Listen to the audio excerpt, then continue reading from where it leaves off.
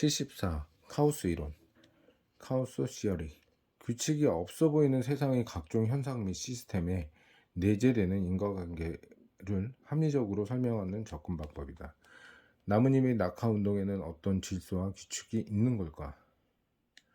예측 불가인 세상의 각종 사회적 현상의 무수한 원인을 꼼꼼히 살펴보면 사람들은 눈에 가려진 놀라운 질서를 찾을 수 있다는 기대감에 따라 카오스 이론이 등장했다. 수학에서 출발해 자연과학, 공학은 물론이고 사회과학에도 널리 적용된다. 어떠한 현상에서 질서를 찾기 위해서는 내재된 복잡한 인간관계를 아주 정밀하게 따져야 된다. 그래서 20세기 중반 컴퓨터가 세상에 등장 후에 카오스 이론이 탄생할 수 있다. 그보다 카오스 이론이 등장한 더 중요한 이유는 양자역학으로 설명할 수 있다. 혹자는 세상을 양자역학 이전과 이후로 구분할 정도로 양자역학은 인류 사고체계를 뒤흔든 혁명적인 전환점이다. 양자역학 이전에는 사람들은 모든 현상과 원인과 결과가 분명히 질서가 존재한다고 믿었다. 심지어 원인 요인을 찾아 바꿀 경우 결과를 변화시킬 수 있다고 보았다. 마치 프로이드가 환자의 과거의 정신적 외상을 찾아 지움으로써 정신 이상을 말끔히 치료할 수 있다고 믿었듯이 말이다. 하지만 양자역학에 따르면 원자, 분자, 입자 등 극도로 미세한 원인 요인들은 인간이 정확히 측정해내는 것이 불가능하다. 그러므로 우주의 근본적인 현상을 내재한 질서를 찾기 어렵겠다고 주장했다. 인간의 통제권 밖에 존재하는 현상, 즉 무질서는 세상에 얼마든지 존재할 수 있다는 것을 의미한다.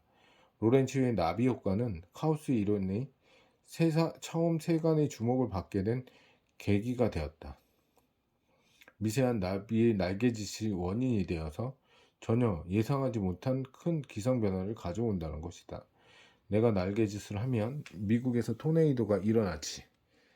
날씨가 지구상의 대기를 구성하는 분자들의 상호작용을 이룬 총체적인 결과이다. 그런데 양자역학 관점에서 분자는 너무나도 작아 인간을 정확히 재단할 수 없다. 인간이 규정하는 분자가 크든 작든 오차가 내재하는 이상 결과적으로 기상 변화도 정확히 예측할 수 없다는 것이다. 기상청의 예보가 종종 빗나가도 탓하지 말아야 할 이유가 여기에 있다. 로렌츠의 시뮬레이션에서와 같이 어떤 분자의 진정한 크기가 0.506127인데 인간의 능력으로 소수점 이하의 세 자리까지 밖에 잴 수 없다고 가정해보자. 이 경우 인간은 원인 변수인 분자의 크기를 0.506으로 인식할 수밖에 없을 것이다. 양자역학은 이러한 인간이 측정할 수 없는 0.000127이란 군소한 차이가 기상변화의 무질서를 설명한다고 본 것이다. 저명한 경제학자 중에서도 주식시장에서 돈을 번 사람은 거의 없다고 알려져 있다. 주가 변동 관련 저서, 논문, 보고서, 시장 데이터, 소프트웨어 등 무수히 많지만 주식 투자자의 95%가 결국 돈을 잃고 만다는 것이다. 주식 시장이 대표적인 카오스라는 것이다.